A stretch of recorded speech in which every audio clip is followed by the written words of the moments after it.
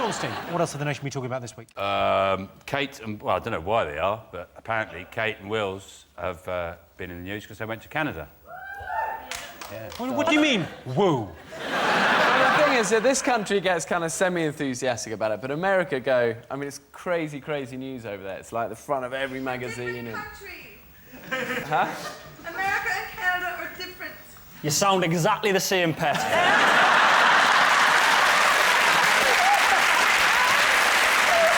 It's such a boring story. You've got the two most boring people in the world go to the most boring country. Sorry, but Canada is boring. Even their transvestites are women. That's how boring it is. But I liked it, there was the Canadian pop star who didn't call him the Duke of Cambridge, she called him the douche of Cambridge. Yeah, definitely, yeah. And then and apparently William looked at her, laughed. Yeah. You can imagine him going, cut off her head. Yeah. He's so dull, he wouldn't. What he'd do, he just goes, oh, I don't know.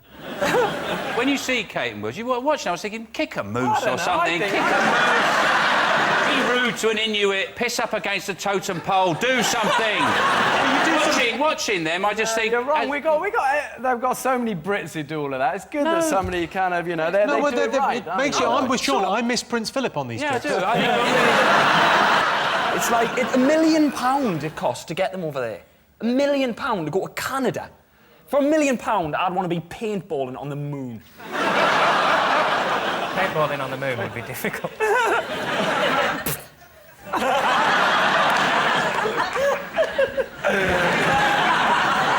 You spoil everything. They've had to make up stuff for them to do because them doing normal things isn't. They went to meet a tribe called the Micmac tribe, which is obviously made up. What these guys, they make their own mints, so what you need to do is get a tic-tac knick-knack from the Micmac. Micmac sounds like they're half Irish, half Scottish, doesn't it? I tell you, they're heavy drinkers. He even landed a plane on a lake, and he made that look dull. But they said that it was amazing that he landed a plane on a lake because there's only a handful of British people can actually do that. I think, yeah, because we haven't all got helicopters. It was a helicopter, wasn't it? We haven't all got lakes or helicopters. I can reverse park a Micra. They had a holiday during the middle of this tour. I was thinking, when they have a holiday, how do they know they're having a holiday? What's the difference between holiday and work? The only difference is, at the end of the day, when they're working, they go, oh, bloody hell, I'm really tired of unveiling stuff. My unveiling finger's really... Oh, dear, if I have to lift another tiny little flag over a plaque. That's the other thing as well, they're praising them for doing ordinary... Oh, it's amazing how Kate, she just went up to this girl and talked to her. As if she was like another human being that spoke the same language. It's amazing. You can't talk to girls, John, so...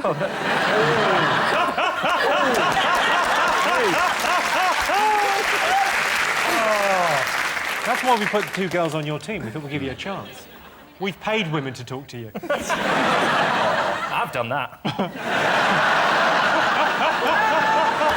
OK, let's have a look and see if it's up there. Yes, this week, Kate and William have toured Canada. Prince William is a dashing helicopter pilot, a mega-rich heir to the throne with a beautiful wife who commands the affection of an entire nation. If you're watching, William, I have to admit, you're better than me in almost every conceivable way. Well done, Baldy. He is receding literally by the hour, isn't it? You can just see it as you're going... He's unveiling his head.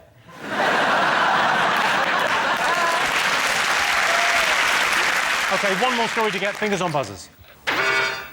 Harry Potter. Ooh, are you excited about it? Well, my youngest son is. I mean, I'm excited for him, but... yeah, I mean, it's nice, good, clean fun, right? You say it's clean, but there's a raunchy kiss. Apparently so, yeah, apparently. Emma Watson says this is the most anticipated kiss in history, which is bullshit. But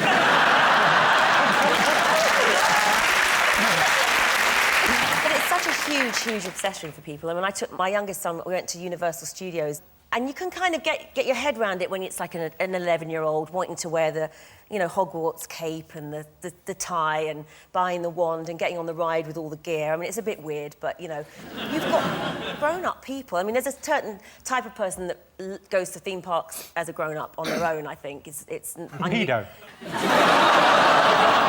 But there's these adults in all the gear, and they're screaming and shouting on the ride, because you sit on a bank of, like, 4, one extra than this, and they're, you know, these grown-ups are going, yeah, man, whoa, let's go, come on, Harry, and you're looking at these people thinking, why? I mean, it's just the weirdest thing I've ever seen in my life. It's going to real come down for the actors, though, isn't it? Because their lives aren't going to be as glamorous, you know, because the special effects in Panto aren't that great. They're going, Daniel, when you fly, Big Dave's going to pull on the rope. And you have to make the whooshing noise yourself. OK, so Big Dave... He's going to spend that 48 million, and in 20 years' time, he's with the Chuckle Brothers and Daniel Radcliffe. Daniel Radcliffe was asked what advice he would give to his younger self, and he said, don't try too hard to be something you're not, which is the essence of acting. If I could go back and talk to my younger self, I'd say, don't worry about anything. In the future, you invent a time machine. It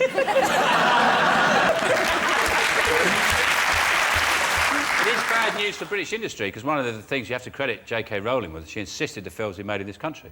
So all those films, largely, British crew worked on them, British production houses. Well, maybe she should write another. She should string it out a bit. That would be a good thing. No, she didn't. Well, you know it's not. You know she didn't write it, don't you? You know that, don't you? Is it? It's a biography. She met this guy called Harry Potter. He was working in a coffee shop, and she just basically wrote down his life story. Is it really a true? Yeah, it's true story. Even the bit at the end. The bit with the thing with the guy? Yeah, you know how he dies from he eats the peanut. It turns out all along he had a peanut allergy. Let's have a look and see whether Harry Potter is one of the most talked about things this week. Yes, the premiere for the final Harry Potter film was last night. The baddie in Harry Potter is referred to as he who must not be named, presumably because he's shagging Ryan Giggs' sister-in-law.